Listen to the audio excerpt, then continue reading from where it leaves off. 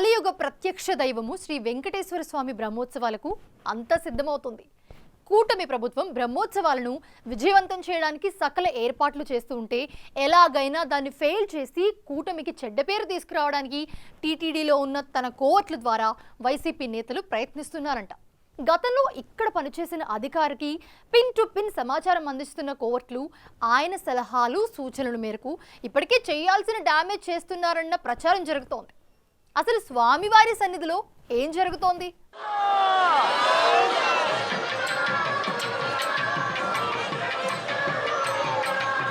అఖిలాండ నాయకుని బ్రహ్మోత్సవాలు అంగరంగ వైభవంగా జరపటానికి ప్రభుత్వం టీటీడీలు అన్ని ఏర్పాట్లు చేస్తున్నాయి. అందులో భాగంగా టీటీడీ ఉన్నతాధికారులు ముఖ్యమంత్రి చంద్రబాబు రివ్యూల మీద రివ్యూలు నిర్వహిస్తున్నారు. ఇప్పటికే గత ప్రభుత్వంలో తిరుమలలో జరిగిన అక్రమాలపై విజిలెన్స్ ఎంక్వైరీ జరుగుతోంది. ఆ క్రమంలో ప్రసాదాల్లో వినియోగించే నెయ్యి జంతువుల కొవ్వుతో కల్తీ అయిందనే వార్త బయటకు రావటం, సాక్షాత్తు సీఎం ప్రకటించడంతో భక్తజన గుండెల్లో బాంబు పేలింది. దానిపై సిట్ విచారణకు ప్రభుత్వం ఆదేశించింది. అయితే సిట్ విచారణపై అభ్యంతరాలు వ్యక్తం చేస్తూ సుప్రీంకోర్టులో పిటిషన్లు దాఖలవడంతో విచారణ వాయిదా పడింది.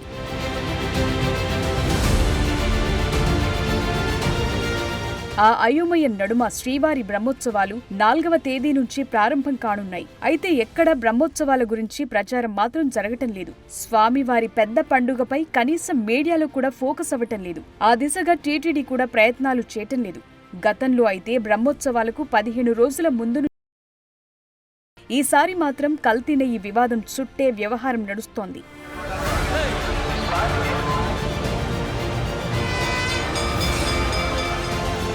వైసీపీ పాలనలో వీర విధేయులు లాంటి వారిని టీటీడీలో తయారు చేసుకోగలిగింది. వారు ఉద్యోగులుగా కంటే వైసీపీ కార్యకర్తలుగానే పనిచేస్తున్నారన్న విమర్శలున్నాయి. కూటమి ప్రభుత్వం ఏర్పడిన తరువాత అలాంటి వారిని బదిలీ చేసే ప్రయత్నం జరగలేదు. గతంలో వైసీపీకి వీర విధేయులుగా పనిచేసి చివరకు ఎన్నికల కమిషన్ జోక్యంతో బదిలీ అయిన అధికారులు సైతం తిరుమలలో ఎంజాయ్ చేస్తున్నారు.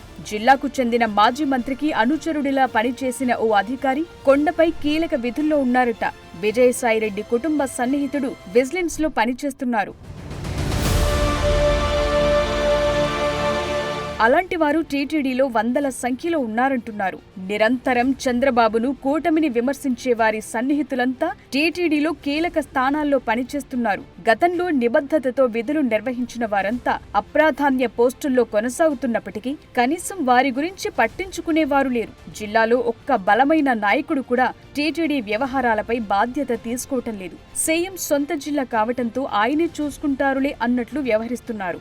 ఆ క్రమంలో అధికారులకు కనీసం పాలనా వ్యక్తి, వైసీపీ కోవర్ట్ అంటూ చెప్పేవారు లేరు. చివరకు తిరుమలలో ఉండే 2 సీఐల బదిలీ వ్యవహారం కూడా ఎస్పీకి తలనొప్పిగా మారింది.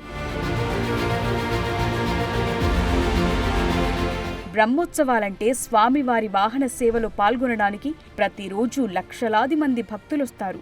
వీరితో పాటు పెరటాసి మాసం చివరి వారాలు కావటంతో తమిళనాడు నుంచి భక్తులు వరద ప్రవాహంలా వచ్చే అవకాశం ఉంది. ఇక గరుడ సేవ నాడైతే భక్తుల సంఖ్య 2 నుంచి 3 లక్షలు దాటే అవకాశం ఉంది. అయితే టీటీడీలోని అన్ని విభాగాలు ఆ స్థాయిలో ఏర్పాట్లు చేయటంలో ఉదాసీనంగా వ్యవహరిస్తున్నాయట. విజిలెన్స్, పోలీసు విభాగాల్లో కీలకంగా ఉన్న కొందరు తమ మాజీ బాస్లిచ్చే సలహాలు సూచనలతో పనిచేస్తున్నారు. ఇంటెలిజెన్స్ వర్గాలు ప్రభుత్వానికి నివేదించినట్లు తెలిసింది. కీలక స్థానాల్లో ఉన్న వైసీపీ భక్తులు బ్రహ్మోత్సవాల్లో ఏదో ఒక వివాదం రేపి ప్రభుత్వానికి చెడ్డ పేరు తీసుకురావటానికి కుట్ర పన్నుతున్నారని విశ్వసనీయ సమాచారం.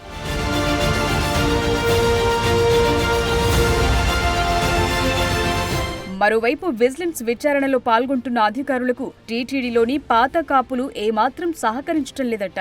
విజిలెన్స్ ఎంక్వైరీ జరుగుతున్న సమయంలో పిన్ టు పిన్ తమ మాజీ బాస్కు తెలియచేస్తున్నారట.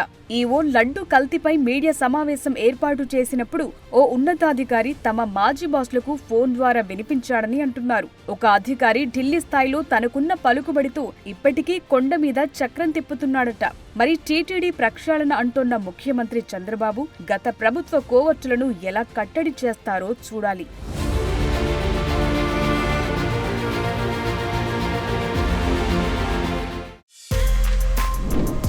For more videos like this, subscribe Big TV channel.